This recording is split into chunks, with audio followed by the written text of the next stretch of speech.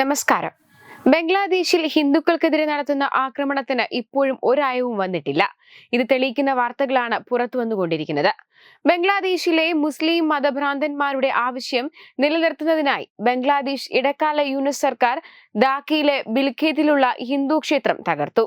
ഇതിന്റെ കൂടുതൽ വിശദാംശങ്ങൾ ഇപ്പോൾ ലഭിക്കുന്നുണ്ട്. റെയിൽവേ ഭൂമിയിൽ അനധികൃതമായി നിർമ്മിച്ചതാണെന്ന് ചൂണ്ടിക്കാട്ടിയാണ് തീവ്ര ഇസ്ലാമിസ്റ്റുകളുടെ ഈ അഴിഞ്ഞാട്ടം.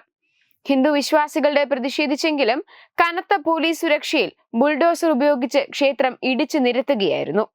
ഇന്ത്യ സംഭവത്തെ അപലപിച്ചു. ബംഗ്ലാദേശിലെ വിവിധ ഹിന്ദു സംഘടനകളുടെ സംയുക്ത കൂട്ടായ്മ ഇന്ന് ധാക്കയിലെ ഷാബാദ് പ്രദേശത്ത് പ്രതിഷേധത്തിന് ആഹ്വാനം ചെയ്തിട്ടുണ്ട്. ക്ഷേത്രം തകർത്തതിന് പിന്നിൽ ഭരണകൂടത്തിന്റെ വർഗീയ നടപടികളാണെന്ന് കൂട്ടായ്മ പ്രസ്താവനയിൽ വ്യക്തമാക്കി. സംഭവത്തെ ഇന്ത്യ ശക്തമായി അപലപിച്ചു. ഖിൽഗെ ദുർഗ ക്ഷേത്രം പൊളിക്കാൻ ഭീകരവാദികൾ മുറവിളി കൂട്ടുകയായിരുന്നുവെന്നും ഇടക്കാല സർക്കാർ ക്ഷേത്രത്തിന് സുരക്ഷ നൽകുന്നതിനു പകരം ഈ സംഭവത്തെ നിയമവിരുദ്ധമായ ഭൂവിനിയോഗവുമായി ചിത്രീകരിക്കുകയും ക്ഷേത്രം നശിപ്പിക്കാൻ അനുവദിക്കുകയും ചെയ്തെന്നും വിദേശകാര്യ മന്ത്രാലയ വക്താവ് രൺധീർ ജയ്സ്വാൾ വിമർശിച്ചു. ബംഗ്ലാദേശിൽ ഇത്തരം സംഭവങ്ങൾ ആവർത്തിക്കുന്നത് ആശങ്കയുണ്ട്. ഹിന്ദുക്കളെയും അവരുടെ സ്വത്തുക്കളെയും ആരാധനാലയങ്ങളെയും സംരക്ഷിക്കേണ്ടത് ബംഗ്ലാദേശിലെ ഇടക്കാല സർക്കാരിന്റെ ഉത്തരവാദിത്വമാണ്. ജയ്സ്വാൾ ഇത് വ്യക്തമാക്കി.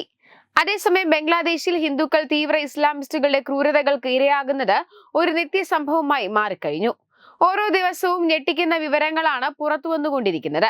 ബംഗ്ലാദേശ് ഇടക്കാല സർക്കാരിന്റെ മുടിഞ്ഞ ഭരണം കൊണ്ട് ബംഗ്ലാദേശ് ജനത ആകെ വലഞ്ഞിരിക്കുന്ന സാഹചര്യമാണ്. കഴിഞ്ഞ കുറച്ചു ദിവസങ്ങളായി ഇത് തന്നെയാണ് നമ്മൾ കാണുന്നത്. ഇതും ഓരോരോ പ്രശ്നങ്ങൾ തന്നെയാണ് സർക്കാർ ഉണ്ടാക്കുന്നത്. തികച്ചും അശാന്തിയുടെ ദിവസങ്ങളാണ് കടന്നു പോകുന്നത്. പ്രത്യേകിച്ച് ഹിന്ദുക്കൾക്ക് ഒട്ടും പിടിച്ചു നിൽക്കാൻ കഴിയാത്ത സാഹചര്യമാണ് ബംഗ്ലാദേശിൽ. ഷെയ്ഖ് ഹസീനയെ അട്ടിമറിച്ച് മുഹമ്മദ് യൂനുസിന്റെ നേതൃത്വത്തിലുള്ള ഇടക്കാല ഭരണകൂടം അധികാരമേറ്റതിനു ശേഷം ഹിന്ദുക്കൾക്ക് നേരെ വ്യാപക ആക്രമണമാണ് ബംഗ്ലാദേശിൽ നടക്കുന്നത്. മതനിന്ദ ആരോപിച്ച് ഒരു കൂട്ടം തീവ്ര മുസ്ലിങ്ങൾ അതിക്രമണങ്ങൾ നടത്തിയതിന്റെ വാർത്ത ബംഗ്ലാദേശിൽ നിന്ന് വന്നിട്ട് ഒരാഴ്ച പോലും ആകുന്നതിന് മുൻപാണ് ഇത്തരത്തിൽ വീണ്ടും ഒരു വിവരം പുറത്തുവരുന്നത്. ഇസ്ലാമിനെ അപമാനിച്ചുവെന്നാരോപിച്ച് ഒരു വൃദ്ധനായ ഹിന്ദുവിനെയും മകനെയും തീവ്രവാദികൾ ക്രൂരമായി മർദ്ദിച്ച സംഭവമായിരുന്നു അത്. ബംഗ്ലാദേശിലെ രംഗ്പൂർ ഡിവിഷനിലെ ലാൽമോനിഹാഡ് സദർ ഉപാധിസ്നിയിലാണ് ഈ സംഭവം നടന്നത്. സംഭവത്തിന്റെ വീഡിയോ അടക്കം സോഷ്യൽ മീഡിയയിൽ വൈറലായിരുന്നു. ഈ ആക്രമണത്തിൽ ശിക്ഷാ നടപടികൾ പോലും പൂർത്തിയാകുന്നതിന് മുൻപാണ് വീണ്ടും ഹിന്ദുക്കൾ ആക്രമിക്കപ്പെടുന്ന വാർത്ത വരുന്നത്. ഇതിൽ നിന്നെല്ലാം ബംഗ്ലാദേശിന്റെ ഇപ്പോഴത്തെ അവസ്ഥ വ്യക്തമാണ്.